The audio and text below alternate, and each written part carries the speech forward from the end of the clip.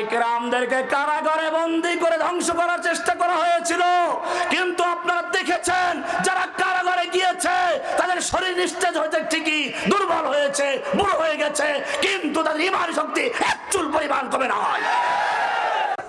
সাইদি সাহেবকে রাজাকার বানাইয়ে বিতর্কিত করেছিল, তুই রাজাকার তুই রাজাকার স্লোগান দেয় নাই?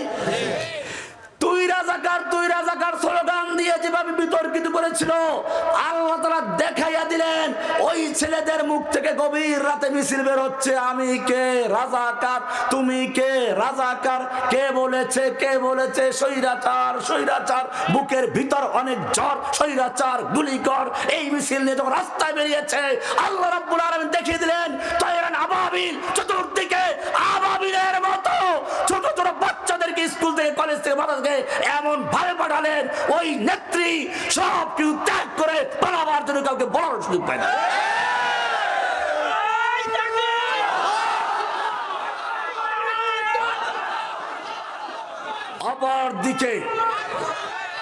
অপরদিকে যাদেরকে সে বিতর্কিত করার চেষ্টা করেছিল, আমি আপনাদেরকে বলতে চাই সাইদি সাহেবকে রাজাকার বানিয়েছিল। সাইদি সাহেবকে রাজাকার ছিল? তার মৃত্যুর পরে ঢাকায় জানাজা পড়তে দেওয়া হয় নাই, কেন জানেন?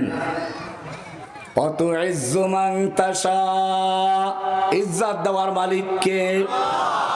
হাসিনা বুঝতে পেরেছিল যদি সাইদির জানাজা ঢাকাতে হয় তাহলে মরা সাইদি জীবিত সাইদির চেয়ে 100 গুণ শক্তি বেশি নিয়ে ঢাকার বুকে অবতীর্ণ হবে এবং লক্ষ লক্ষ জনতা ময়দানে এসে ওর তক্তা উল্টিয়ে ইসলামের শাসন কায়েম করে ছাড়বে।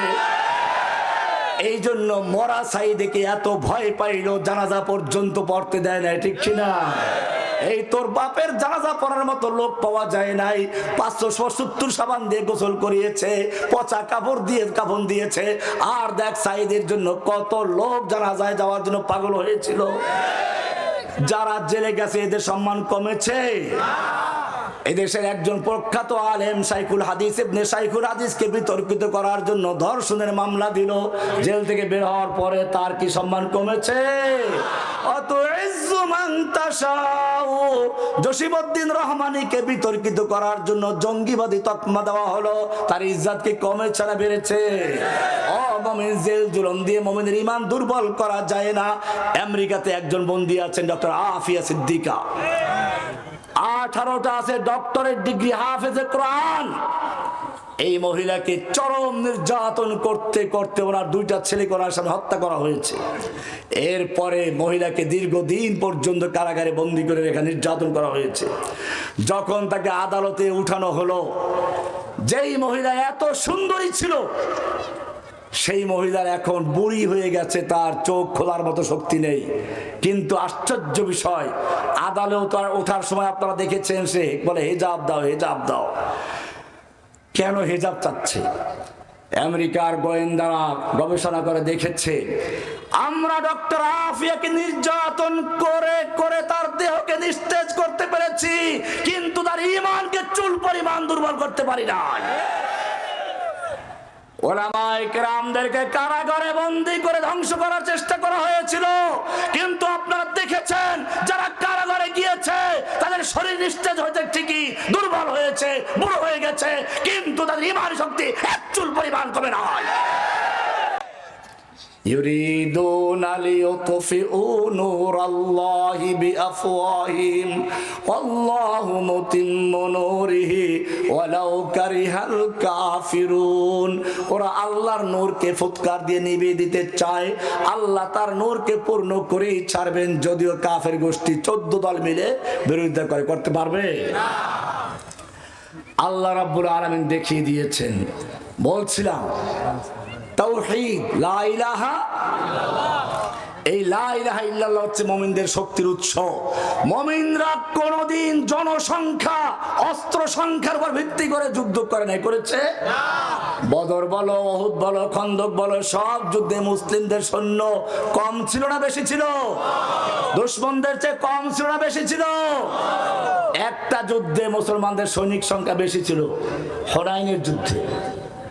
সেদিন মুসলিমরা মনে করেছিল আজকে আমাদের শক্তি অনেক বেশি, আমাদের সংখ্যা অনেক বেশি, আজকে আমাদের কেউ পরাজিত করতে পারবে না।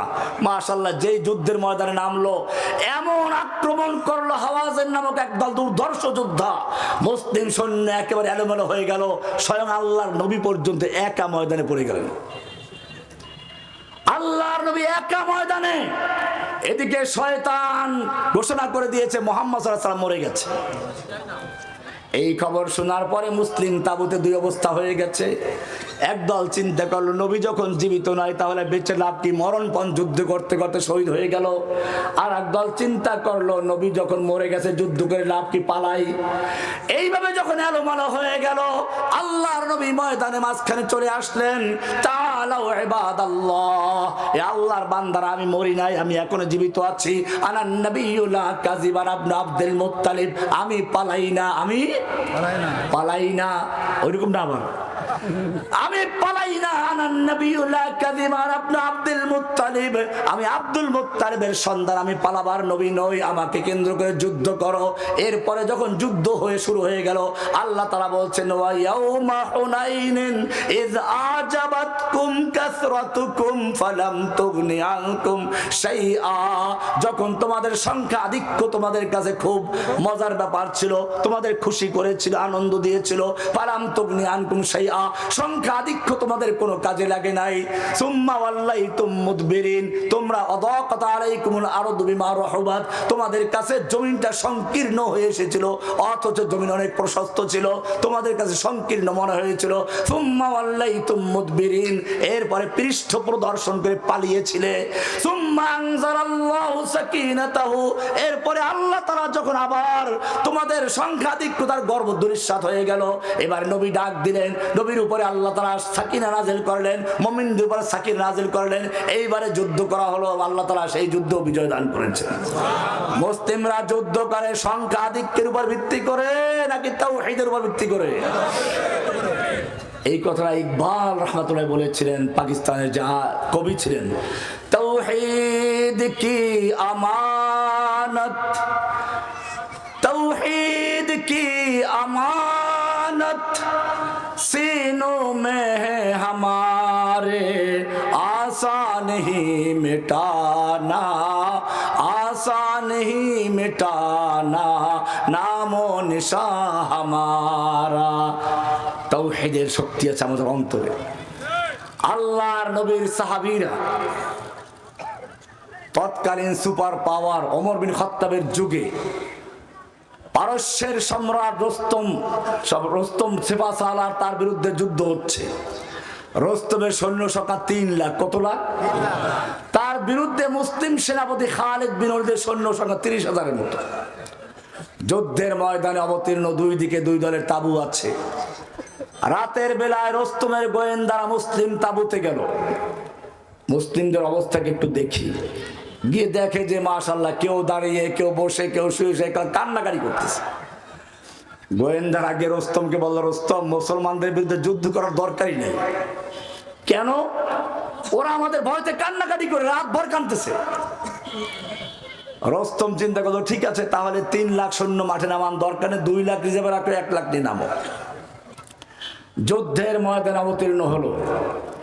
যেই লোকগুলো সম্পর্কে রিপোর্ট ছিল তারা কান্নাকাটি করছে। যুদ্ধ যখন শুরু হলো, এক একজন মুসলিম সেনা ওদের হাজার হাজার সৈন্যকে কতল করে হত্যা করে কাতারে কাতারে লাশের স্তূপ করে দিচ্ছে। ওদের ময়দান ফাঁকা হয়ে যেতে লাগলো। রোস্তম বলো, যুদ্ধ থামাও, বেরাকে যাও। এবারে আবার গভীর রাতে বহুদর্শী, বহু বিচক্ষণ, বহু অভিজ্ঞ গোয়েন্দা পাঠালো মুসলিম শিবিরে, গিয়ে দেখো কি অবস্থা। আজকেও গভীর রাতে গিয়ে দেখে যে ঠিকই তো, মুসলিমরা কান্নাকাটি করে।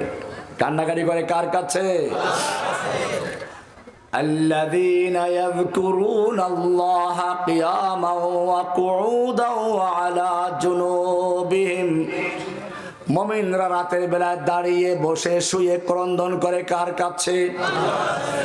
রস্তমের গোয়েন্দারা দেখলো মুসলিমরা ঠিকই তো কান্নাকাটি করে, তাহলে এবারে বোঝা দরকার কেন কান্নাকাটি করছে। এবারে তারা কান্নার ভাষা বোঝার চেষ্টা করলো, দেখলো বা কান্নাকাটি করে বলছে রব্বুল আলামিন আগামীকাল তোমার দুশমনদের বিরুদ্ধে যুদ্ধ হতে যাচ্ছে। ও রব্বুল আলামিন, কাফেররা বিশাল শক্তি নিয়ে বিশাল সৈন্য সমাবেশ করেছে তোমার দ্বীনকে ধ্বংস করার জন্য, ইসলামের কালেমাকে ধ্বংস করার জন্য, ইসলামের পতাকাকে ধ্বংস করার জন্য। ও রব্বুল আলামিন, তুমি আমাকে সাহস দাও, শক্তি দাও, হিম্মত দাও, আমি যেন যুদ্ধ করতে করতে যুদ্ধের ময়দানে গিয়ে হাজার হাজার কাফেরকে জাহান্নামে পৌঁছে দিয়ে আমি নিজেও যেন শহীদ হয়ে যাই, আমি যেন টুকরো টুকরো হয়ে যাই, আমার যেন লাশ পর্যন্ত খুঁজে না পাওয়া যায়। কিয়ামতের মাঠে যখন এক একজন আল্লাহর ওলি ল্যাংটা হয়ে উঠবে, যত লোক মারা যায় কিয়ামতে, যত দামি পোশাক দেন, স্বাভাবিক মরলে কাপড় নিয়ে কিয়ামতে উঠবে? কিয়ামতে কাপড় নিয়ে উঠবে না, সব ল্যাংটা হয়ে উঠবে। কিন্তু যারা শহীদ হবে তারা কেমনে উঠবে জানেন? কিয়ামতের মাঠে শহীদেরা যেই অবস্থায় মারা যাবে, ওই অবস্থায় যারা আহত হয়েছে, যারা মরে গেছে, শহীদ হয়ে গেছে, ওই পোশাক নিয়ে তাদেরকে দাফন করা হবে, ওই পোশাক নিয়ে তারা কিয়ামতের মাঠে উঠবে। আল্লাহর হাবিব ফরমান ইয়াসউবুদ দামান, শহীদদের জখমগুলো তাজা হয়ে যাবে। ইয়াসউবুদ দামান, তাজা রক্ত ঝরতে থাকবে। লাউনুহু লাউনুদ দাম ওয়া রিহুহু রিহুল মিসকে, রংটা হবে রক্তের রং, ঘ্রাণটা হবে মিশক আম্বরের চেয়ে বেশি। জোরে বলেন সুবহানাল্লাহ। ও রব্বুল আলামিন, আগামীকাল যুদ্ধ হবে, সেই যুদ্ধে আমাকে বীরত্বের সঙ্গে যুদ্ধ করার তৌফিক দাও, আমার বাহুতে শক্তি দাও, আমার সাহস দাও, হিম্মত দাও, যেন যুদ্ধ করতে করতে কাফেরদের ঢের লাগাতে পারি, স্তূপ করে ফেলতে পারি। এই কান্নাকাটির ভাষা শুনে গোয়েন্দারা রস্তমকে বলছে, দেখো ওরা কান্দে ঠিকই, তবে আমাদের ভয়তে নয়, বরং ওরা কান্নাকাটি করে ওদের স্রষ্টার কাছ থেকে এমন শক্তি পাচ্ছে যেই শক্তি আমাদের সকল অস্ত্রকে বিকল করে দিতে পারে। রস্তম বলল, আমাকে ভয় দেখাচ্ছ কেন? ওদের কি অস্ত্র আমার চেয়ে বেশি? না, অস্ত্র তো আমাদের চেয়ে অনেক কম। সৈন্য কি আমাদের চেয়ে বেশি? সৈন্য কম। শক্তি কি ওদের গায়ে বেশি? না, তাও তো অনেক কম। রস্তম খেপে গেল, অস্ত্র আমার বেশি, সৈনিক আমার বেশি, শক্তি আমার সৈনিকদের গায়ে বেশি, আমাকে ভয় দেখাচ্ছ কেন? রস্তমের গোয়েন্দারা বলল, আমাদের সেপাসালার শুনে রেখো, হতে পারে অস্ত্র তোমার বেশি, সৈনিক তোমার বেশি, শক্তি তোমার সৈনিকদের গায়ে বেশি, কিন্তু জেনে রাখো তোমার সৈনিকদের কাছে সুন্দরী যুবতী নারী আর মদের পেয়ালা যত বেশি মূল্যবান, যত বেশি প্রিয়, মুসলিম সৈনিকদের কাছে আল্লাহর পথে জীবন দেওয়া তার চেয়ে অনেক বেশি প্রিয়, তার চেয়ে অনেক বেশি মজা।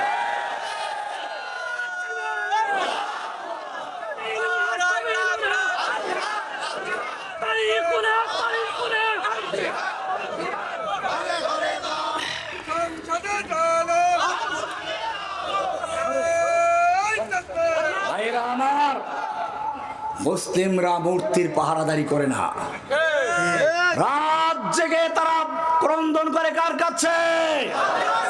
उनको तहजीब ने हर बंद से आजाद किया, लेके काबे से सनम खाने में आबाद किया। যেই মুসলিম যুবকদের কাজ ছিল ভোর রাতে ক্রন্দন করবে কার সামনে দাঁড়িয়ে, সেই মুসলিমরা আজকে ভোর রাতে গিয়ে দাঁড়িয়ে থাকে কোথায়? মন্দিরে মূর্তির পাহারাদারি করে। কাকে খুশি করার জন্য? খুশি করবো কাকে? কুল ইন্না সালাতি ওয়া নুসুকি ওয়া মাহইয়ায়া ওয়া মামাতি লিল্লাহি রাব্বিল আলামিন। আমার জীবন আমার মরণ সব কার জন্য? ভাইরা আমার, ইসলামে বলছিলাম দুইটা জায়গায় মুসলমানদের ত্রুটি। কয় জায়গায়? দুইটা জিনিসকে ধ্বংস করার চক্রান্ত করা হয়েছিল।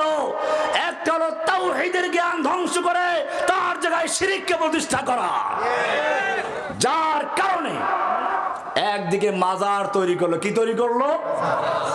মাজার তৈরি করলো। হিন্দুরা মূর্তি পূজা করে, মুসলিমরা মাজার পূজা করে। কোন বেশকম আছে? কোন বেশকম নাই। ভালো করে শুনো, হিন্দুরাও তাদের ধর্মের আল্লাহর ওলি বুজুর্গ, তাদের ধর্মের যারা ওই ওলি আল্লাহ, তাদের ধর্মের নবী রাসূল যারা, তাদেরকে মরার পরে মাজার মূর্তি বানাইয়া মাটির উপরে রেখে পূজা করে। আর মুসলমানরা আল্লাহর ওলিদের মারা গেলে তাদের কবরে মাটির নিচে রাইখে পূজা করে, ঠিক না? এই পার্থক্য, মাটির উপরে আর নিচে, এছাড়া পার্থক্য আছে? আপনি বলবে হিন্দুরা তো ওদেরকে মাবুদ বানায়, না না, কোরআন পরিষ্কার বলছে মূর্তি পূজকরা কেন মূর্তি পূজা করে। তারা মূর্তিকে আল্লাহ মানে না, কোরআন স্পষ্ট বলছে, আল্লাহ সাক্ষী দিচ্ছেন। وَيَعْبُدُونَ مِن دُونِ اللَّهِ مَا لَا يَضُرُّهُمْ وَلَا يَنفَعُهُمْ وَيَقُولُونَ هَؤُلَاءِ شُفَعَاؤُنَا عِندَ اللَّهِ সূরা ইউনূস 10 নম্বর সূরা 18 নম্বর আয়াত। আল্লাহ বলছেন তারা আল্লাহর পরিবর্তে মূর্তির পূজা করে, যে মূর্তি তাদের উপকার করতে পারে না, ক্ষতি করতে পারে না। তাহলে কেন পূজা করে? আল্লাহ বলতেছেন তারা পূজা করে হাউলাই শুফাআউনা ইনদাল্লাহ, এই মূর্তিগুলো ওদের জন্য সুপারিশ করবে, সুপারিশ করবে আল্লাহর কাছে। তার বোঝা গেল তারা আল্লাহ মানে। মূর্তি পূজা করে কি জন্য? মূর্তি পূজকরা যদি মূর্তিটাকে সুপারিশকারী হিসেবে মেনে যদি মুশরিক হয়ে যায়, তাহলে কোন মুসলিম যদি কোন জীবন্ত মূর্তিকে, সে চাই ভণ্ড পীর হোক, মাজারওয়ালা হোক, তাদের পূজা করে সুপারিশ করবে, সেই জন্য তার মধ্যে আর মূর্তি পূজকের কোন বেষ্টম আছে? কোরআন আরো বলছে মা নাবুদুহুম ইল্লা লিয়ুকাররিবুনা ইলাল্লাহি যুলফা। কোরআন বলছে ওদেরকে যদি জিজ্ঞেস করে কেন পূজা করো, তারা বলে আমরা এদের পূজা অন্য কোনো উদ্দেশ্য করি না, শুধু এজন্য করি ওরা আমাদেরকে আল্লাহর কাছে পৌঁছাইয়া দিবে। তবে সুপারিশের বিষয় আছে, সেটা হলো আল্লাহ তাআলা আখিরাতে কিয়ামতের দিবসে যাদেরকে সুপারিশ করার অনুমতি দিবেন তারা সুপারিশ করতে, সেটা ভিন্ন বিষয়। কিন্তু দুনিয়া থেকেও যদি ঠিকাদারি নাই, এই বেটা ওদের সুপারিশ করবে, নিজে পার হবে তার কোনো নিশ্চয়তা আছে? যেই লোকটাকে তুমি সুপারিশকারী ভাবো, সে নিজে যে পার পাবে তার কোনো মূল্য আছে? তুমি শিরকে লিপ্ত হয়ে গেলে মাজার বানাও, কোনো সমস্যা নাই। এখনো ইন্ডিয়াতে তুমি আজমিরে মাজারে যাও, জিয়ারত করতে সমস্যা নাই। তুমি যদি বলো যে না আমি একটু দেওবন্দ মাদ্রাসায় যাবো, ভিসা দেবে না তোমাকে।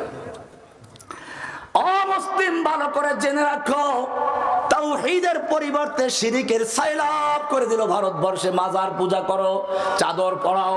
আমি জিজ্ঞেস করতে চাই, তুমি যতগুলো নামাজ পড়ো সব নামাজের রুকু সিজদা ফরজ কিনা? ফজরের নামাজ পড়ো, রুকু সিজদা করো। যোহর পড়ো, রুকু সিজদা করো। আসর পড়ো, রুকু সিজদা করো। ইশা পড়ো, রুকু সিজদা করো। জুমা পড়বে, রুকু সিজদা করবে। ঈদ পড়বে, রুকু সিজদা করবে। যত রকম নামাজ তোমার আছে, সব নামাজে তুই রুকু সিজদা করবি, না করলে তোর নামাজ হবে না। কিন্তু খবরদার, খবরদার, নামাজটা যদি জানাজার নামাজ হয়, তুই রুকু করতে পারবি না, সিজদাও করতে পারবি না। জানাজা চাই তোর বড় পীর আব্দুল কাদের জিলানী হোক না কেন, রুকু সিজদা করতে পারবি না। জানাজা চাই আজমিরি রাহমাতুল্লাহ হোক না কেন, রুকু সিজদা করতে পারবি না। জানাজার নামাজ চাই শাহজালাল রহমত হোক না কেন, রুকু সিজদা করতে পারবি না। জানাজা চাই শাহ আমানতের হোক না কেন, রুকু সিজদা করতে পারবি না। জানাজা যত বড় পীর বুজুর্গের হোক, কোন জানাজার সামনে তুই রুকু করতে পারবি না, সিজদাও করতে পারবি না। কারণটা কি? ও রব্বুল আলামিন সব নামাজে রুকু সিজদা না করলে নামাজ হয় না, কিন্তু জানাজার নামাজে রুকু সিজদা কেন করা যাবে না? আল্লাহ রাব্বুল আলামিন জানিয়ে দিচ্ছেন, ওই জানাজার নামাজের সামনে একটা লাশ আছে, লাশ। এই সময় যদি রুকু করা হয়, সিজদা করা হয়, ওই ভণ্ড ফকির, ওই ভান্ডারি বন্ডারি হাবিজবি যত আছে মাজার পূজারি, ওরা বলবে এই তো দেখো বুজুর্গের সিজদা করা হচ্ছে, তাজিমি সিজদা।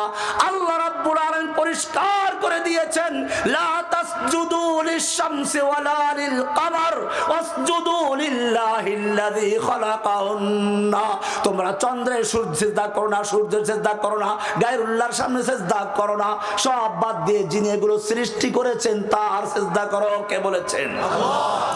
আল্লাহ রাব্বুল আলামিন জানাজার নামাজের ভিতরে রুকু সিজদা থাকলে ওই ভণ্ডরা বলবে এই তোর বুজুর্গকে সম্মানের সিজদা করা হলো।